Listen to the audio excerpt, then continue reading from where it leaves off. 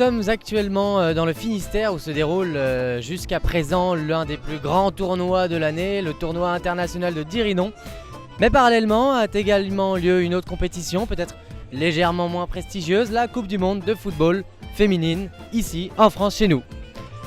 Alors allons un peu recueillir des avis sur le sujet. Nous sommes avec Agnès qui est au secrétariat dans l'organisation de l'événement. Alors Agnès, as-tu vu par exemple ce premier match d'ouverture, ce France-Corée le dernier soir? Oui, j'ai vu le match et c'était un joli match. Elles ont fait une belle prestation. C'était agréable de les voir jouer. Il y a eu des buts, donc tout ce qu'il faut pour une bonne entame de Coupe du Monde. Voilà, est-ce que les filles jouent aussi bien que les gars? Ah, c'est moins rapide et tout, mais c'est quand même bien à voir. Et puis ça se développe en plus, donc c'est cool. Oui, on a regardé un petit peu, le 4-0 de notre équipe féminine. On va être derrière elle et on espère qu'elle va aller très très loin dans la compétition. Est-ce que tu as pu voir le match d'ouverture France-Corée? Oui, j'ai vu aussi le but de Greenbush qui était refusé. Et j'étais un peu déçue, mais ouais, j'étais à fond. Ok, et donc qu'est-ce que tu espères? C'est quoi pour toi les objectifs de la France dans la compétition là? Bah aller au plus loin possible, faire comme les garçons au final, au gain de la coupe. Et est-ce que tu peux peut-être nous parler peut-être un peu des difficultés pour les filles éventuellement de se mettre au foot, des éventuels clichés qui freinent à l'inscription dans un club en France?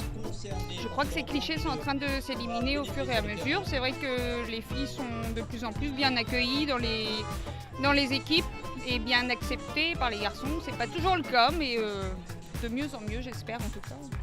Bah c'est très très stressant des fois et bah c'est bien parce qu'on partage avec les copines et il y a du collectif, il y a une bonne ambiance. Les filles actuelles ont vraiment beaucoup de chance parce que maintenant le foot s'est ouvert aux féminines. Voilà, nous dans notre club à Plobannec-les-Conil, on a des portes ouvertes pour accueillir les jeunes filles qui veulent démarrer le foot. Et je pense qu'on va de plus en plus pouvoir grandir au niveau du foot féminin. En général, ils disent ouais, c'est une fille qui joue au foot, elle est nulle, mais après on fait en sorte de montrer que qu'on peut être meilleur qu'eux, donc on fait notre mieux. Voilà, et après ils sont dégoûtés. Voilà, voilà, c'est tout. Bah, c'est bien pour le foot.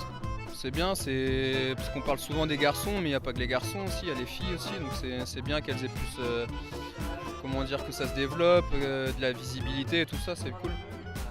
Ça peut être aussi très spectaculaire, des très beaux buts. Ouais, bah oui, bien sûr. Bon, après c'est quand même un peu en dessous des hommes, mais c'est quand même bien à voir aussi. Voilà, donc on est en bonne voie pour une progression et une parfaite parité. J'espère. Oui, est-ce que tu as un dernier mot à dire, une spéciale casse dédiée comme disent les jeunes? Eh ben, vive le foot et vive le foot féminin. Super, merci beaucoup. Voilà, après avoir recueilli toutes ces réactions du public, de la population au football, nous avons rendez-vous ici avec Catel qui est coach de l'équipe féminine du territoire de Dirinon. Salut Catel, comment ça va? Très bien. Voilà Catel, donc dans l'ensemble des réactions, on parle d'une amélioration dans le football féminin, de la visibilité, des conditions, de l'accessibilité. Est-ce que tu peux nous parler un peu plus en détail de toutes ces choses qui font le football féminin français d'aujourd'hui? Je pense qu'actuellement, il faut être capable de proposer à des jeunes filles qui veulent jouer au football, par le biais des portes ouvertes notamment, mais un encadrement adapté aux capacités de chacune, parce que effectivement, quand on travaille en mixité, par exemple, c'est le cas au club à Dirinon, les filles s'entraînent avec les garçons avec les filles, les uns apportent aux autres, dans un sens comme dans l'autre, et surtout il faut aussi être capable, puisque ici c'est le cas à Dirinon, on a aussi des jeunes filles qui par exemple ne souhaitent jouer qu'avec des jeunes filles, donc on a aussi des équipes féminines, ce qui était le cas à ce tournoi où on a fait une sélection en fait avec des jeunes filles de Dirinon et des jeunes filles du bassin. Les qualités physiques forcément sont différentes chez les hommes que chez les femmes, et donc du coup les qualités de vitesse, d'impulsion, d'impact étant différentes, et du coup le jeu est forcément différent. Mais après, force est de constater que les dernières années, quand même, à la fois au niveau vitesse et puis au niveau force, les impacts aussi s'intensifient. Mais je pense qu'il ne faut pas chercher sans arrêt à se dire un jour les filles elles vont jouer aussi vite et aussi fort que les garçons. Non, c'est un sport collectif pratiqué par des femmes, et donc du coup le jeu forcément est de qualité différente. Et pour autant, il ne faut pas non plus dénier le niveau de jeu qui reste quand même et qui augmente surtout ces dernières années. On regardait le foot garçon parce que de toute façon à la télé il n'y avait que ça de présenter et les médias ont un rôle important.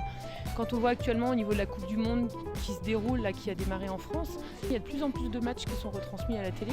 Donc forcément, du coup, les hommes notamment regardent un petit peu plus les matchs et découvrent aussi le foot féminin.